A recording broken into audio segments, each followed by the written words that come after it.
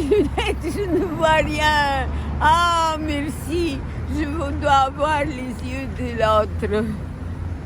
Alors, mes petits, tu commences? Mes petits, je suis la petite fille de Paris. Et il faut faire attention, j'ai écrit une lettre au petit prince qui me disait il ne faut pas que la France devienne 1936 l'Espagne. Et là, je fais tout pour vous aider, pour vous sauver des nazis financiers. Mais alors, ce qui m'est arrivé la semaine dernière, imagine-toi, gloire au peuple français. Il m'aime et je l'aime. Avec 887 films, ils m'ont toujours aidé. Toujours, avec tout. Moi, soi-disant, j'avais de l'argent qui venait du Centre national du cinéma, mais ça passait comme des TGV devant mon nez. Et c'est eux qui faisaient tout. Et alors, la dernière fois, tu sais qu'est-ce que j'ai remarqué? Il faut leur interdire aux vieux CRS à la retraite.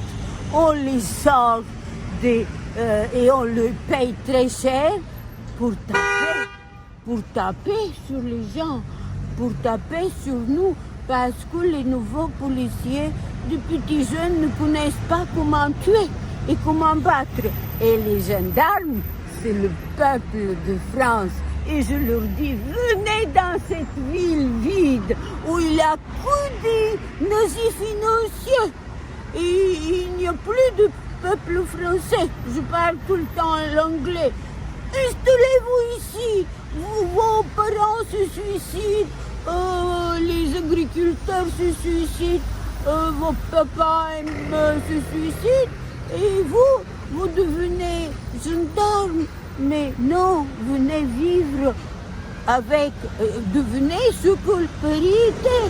Je suis venue dans une super ville où les Corses vivaient comme dans un petit endroit communiste, égalité, fraternité, liberté et tout. C'était payé s'ils ne pouvaient même pas aider, s'ils ne pouvaient pas payer leur loyer.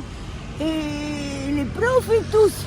Et alors, il y a 7, 8 ans, 10 ans, quand les gros financiers sont arrivés à Paris, ils ont dit, Maria, nous, on s'est sauvés les premiers des nazis 1943, et maintenant on va se sauver des nazis financiers.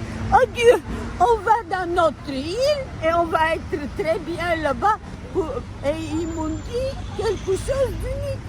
C'est que la maman de Napoléon, elle était bulgare. Donc je ne suis pas seulement la grand-mère de tous les gilets jaunes, comme dit Francis, je suis la maman de tous l'arrière-grand-mère de tous les Corses. Alors mes petits, faites attention, n'utilisez jamais quoi que ce soit.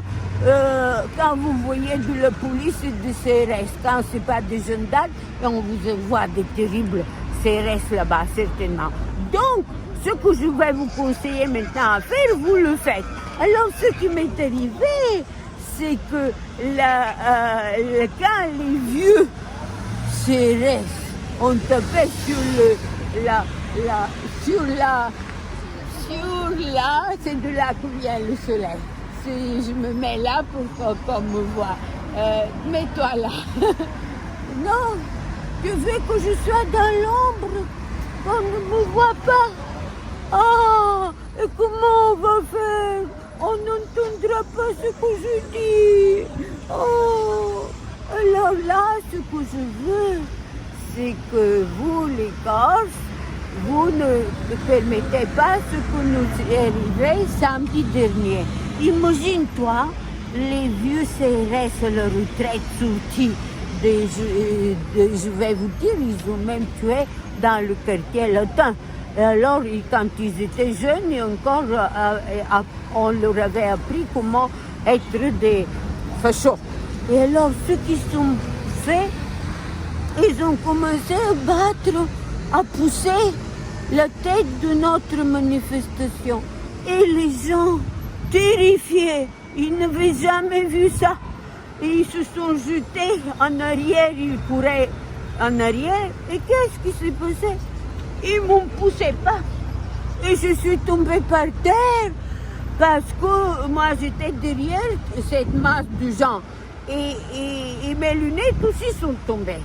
Et donc, il y a eu brusquement un grand et beau gendarme, superbe jeune, qui est venu et qui m'a levé comme une plume de la terre et il m'a mis à côté du mur, en dehors du manif.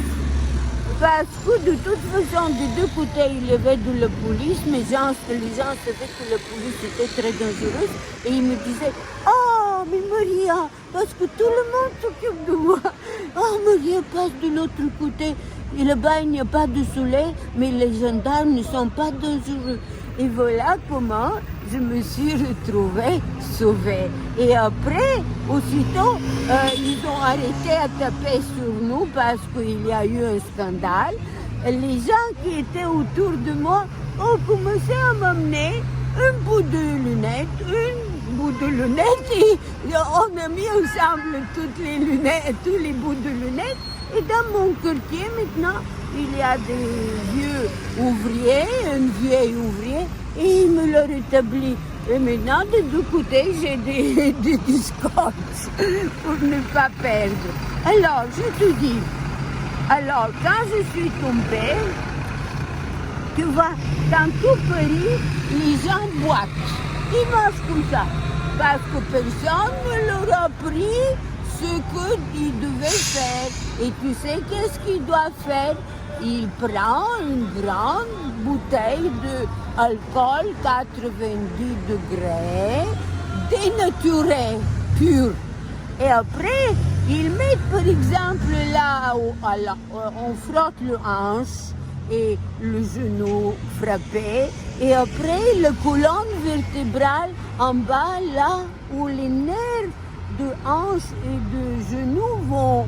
Et comme ça, tu peux, au bout de 3 jours, guérir. Alors, mes petits coffres là-bas, quand on vous bat maintenant, n'oubliez pas de faire ce que j'ai fait parce que moi, en arrière-grand-mère bulgare de Neup, je sais comment faire. Alors, ce que je propose, c'est que les gendarmes, qu'est-ce qu'ils font pour venir à Paris? Il faut qu'ils viennent vivre à la place des vieux riches du monde entier. Et comme ça, de nouveau, on va vivre avec le peuple français magnifique. Et alors, maintenant, tu sais qu'est-ce qui s'est passé une fois quand vous étiez réunis pour faire le manif devant le jardin de Luxembourg? Tu sais qu'est-ce qui est arrivé? Qu'est-ce que tu regardes là? Qu'est-ce qui est arrivé? Mais écoute-moi pour me poser une question comme aux autres. Je veux être au niveau.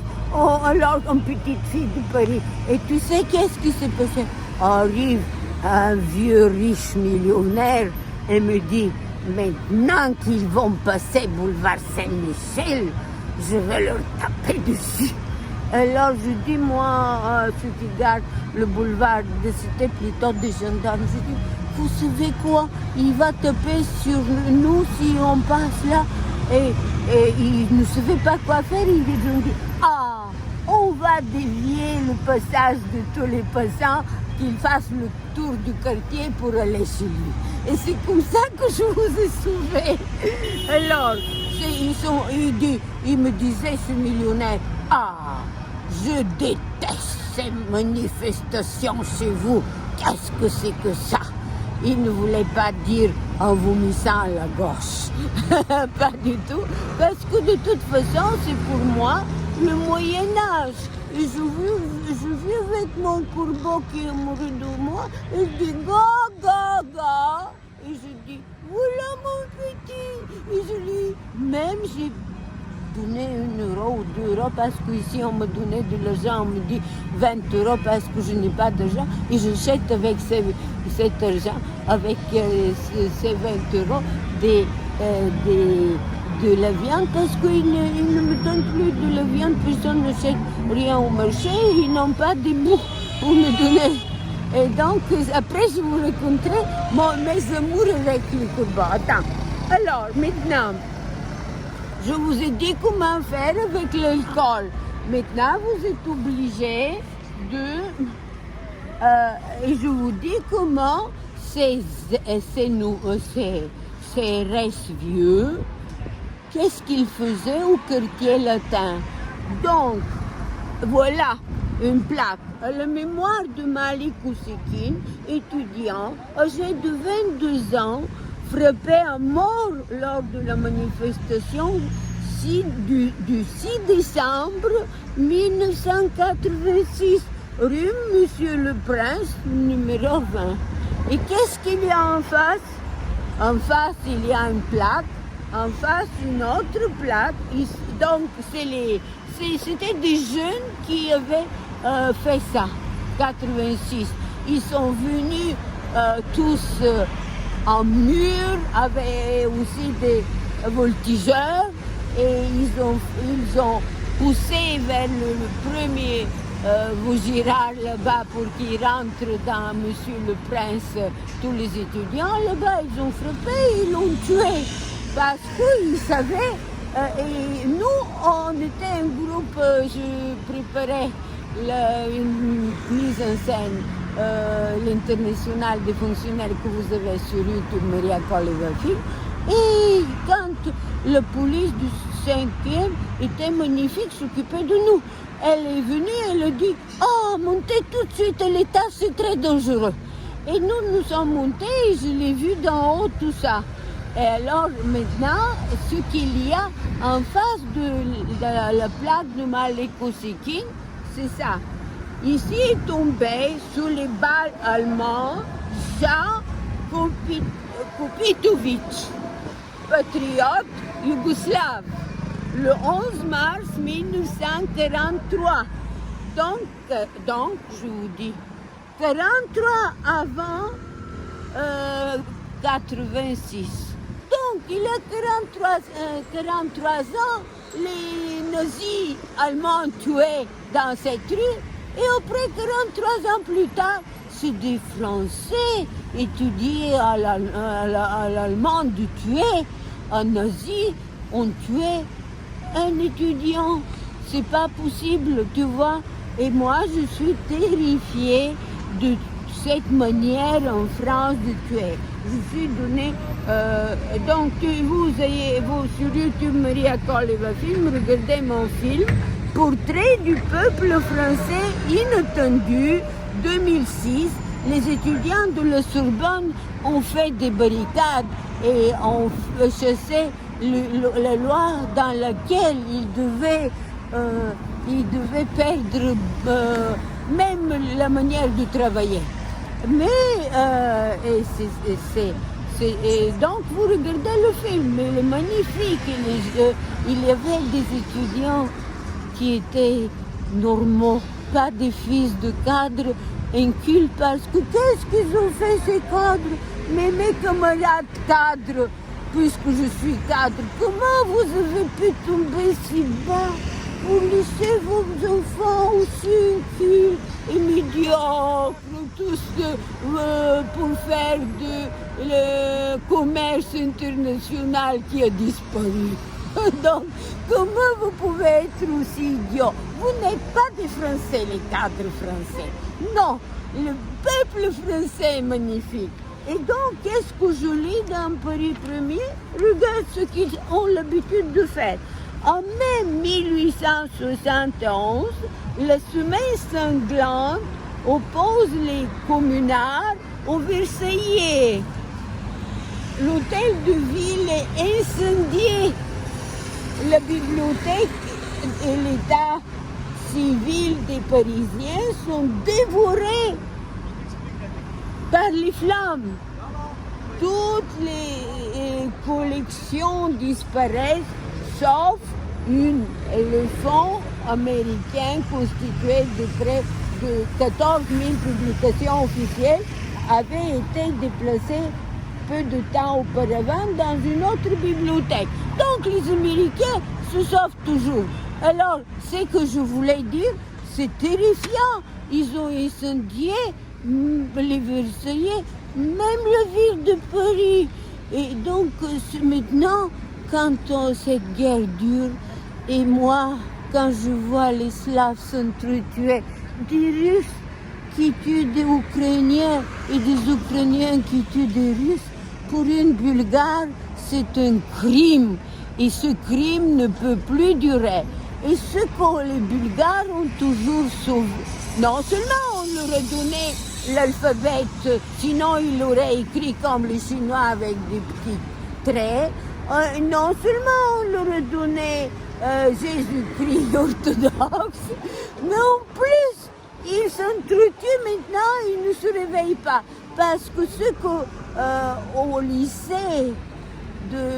lycée de Kazan, on a appris à Ulyanov quand il était là-bas lycéen avant de devenir Lénine, c'était le prof bulgare. Il lui a dit comment pas d'anarchisme, que ton frère a voulu tout seul lutter contre le tsar. Et qu'est-ce qu'il a fait? Où il est? Le tsar l'a tué.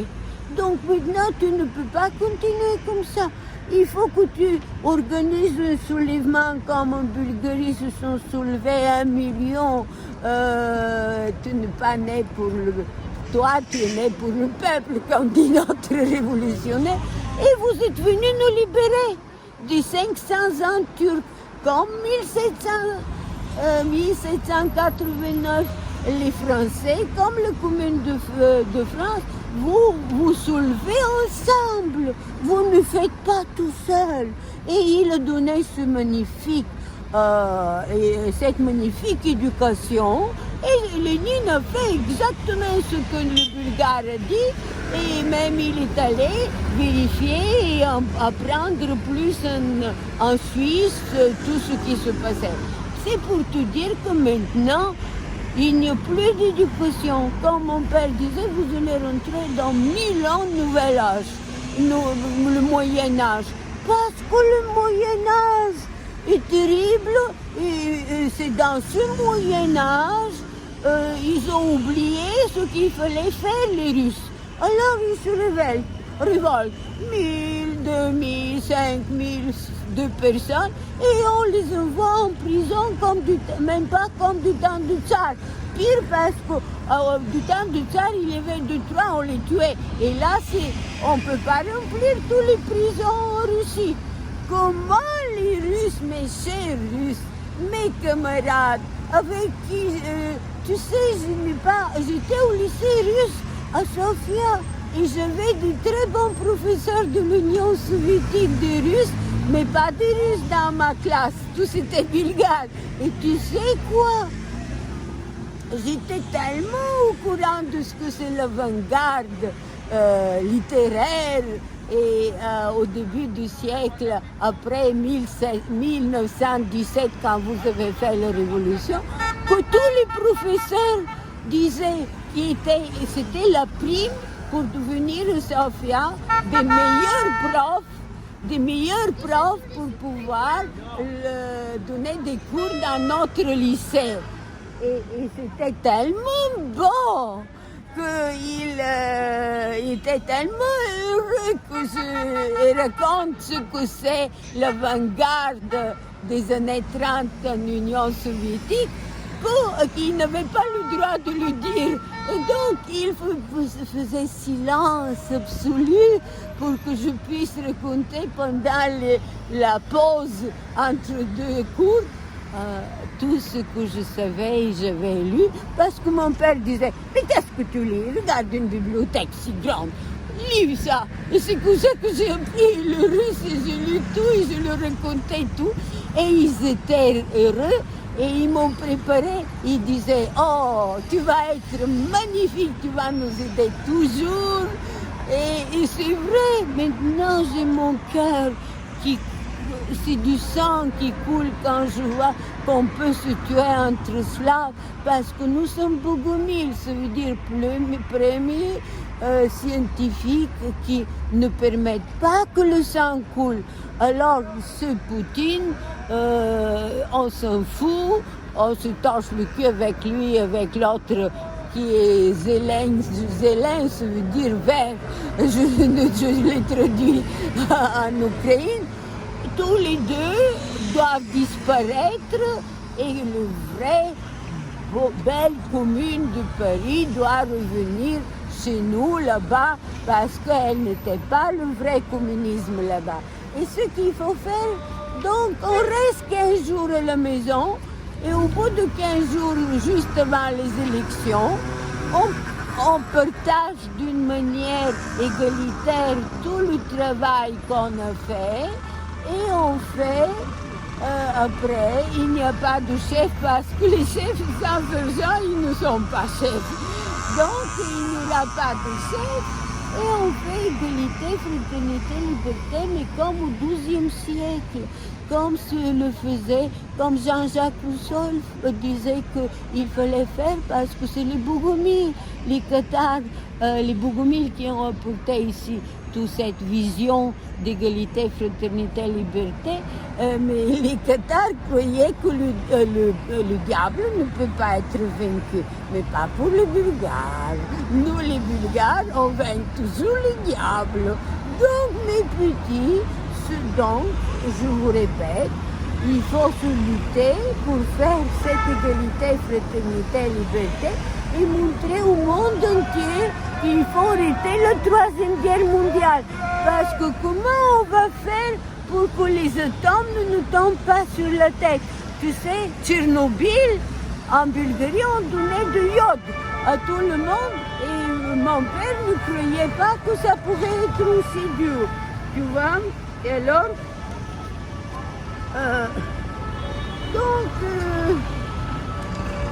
voilà, donc dans cette situation,